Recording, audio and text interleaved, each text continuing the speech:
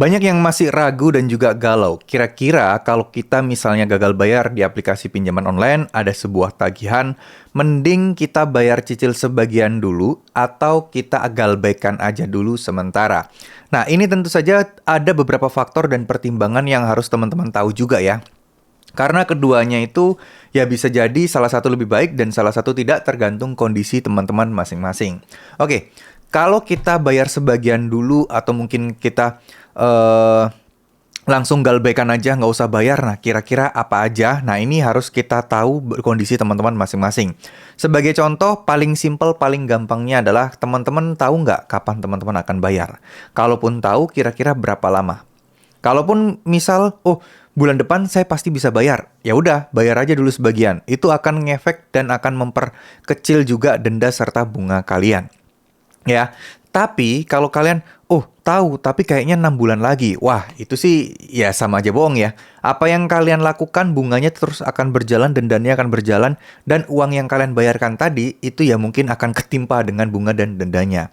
Nah, kalau udah kayak gini, kondisinya lebih baik galbaikan dulu atau gimana? Sekarang gini, teman-teman kira-kira utangnya berapa, terus kemudian bunganya itu per hari serta dendanya per hari itu berapa? Ya, kalau sudah ketemu hitungannya, teman-teman estimasi aja, oh kalau misalnya sehari itu 100.000 bunga dan dendanya, utang saya mungkin katakanlah contoh 10 juta. Nah, 100.000 buat nyampe ke 10 juta butuh berapa hari? Nah, kalau memang teman-teman di sini bisa membayarnya sebelum tanggal tersebut, ya mungkin opsi bayar sebagian dulu lebih bagus. Tapi kalau 6 bulan, ternyata 5 bulan aja utang saya udah mentok bang, utang saya udah nggak bisa nambah-nambah lagi. Ya mending bayar 6 bulan lagi aja, nggak usah dibayar sebagian dulu. Ya resikonya tetap sama kok, slek OJK tetap jelek, karena kan kita nggak bisa lunasi utang kita juga.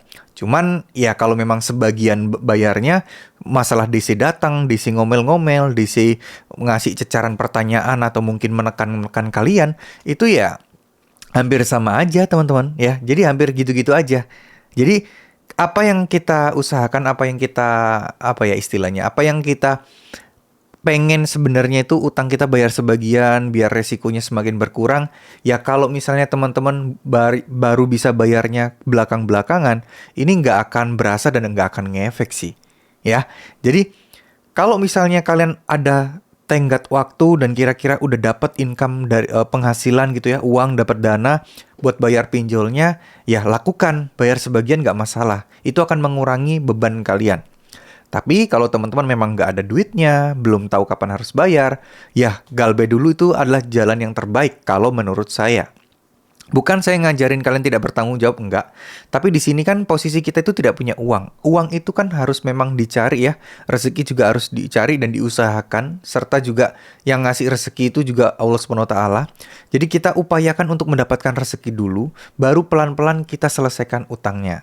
Ya, karena kan kita tetap harus melanjutkan hidup, butuh biaya dan lain sebagainya. Jadi ya kita tidak boleh mengabaikan semua itu. Ya, apalagi kita kan pinjemnya juga secara resmi, secara legal, udah ada SOP-nya, udah ada aturannya. Jadi teman-teman harusnya tidak membawa hal ini terlalu serius dan mengganggu pekerjaan kalian. Intinya harus fokus di kerjaan, harus fokus untuk terus upgrade diri, harus fokus untuk beribadah, berdoa jangan sampai putus. Terima kasih. Wassalamualaikum warahmatullahi wabarakatuh.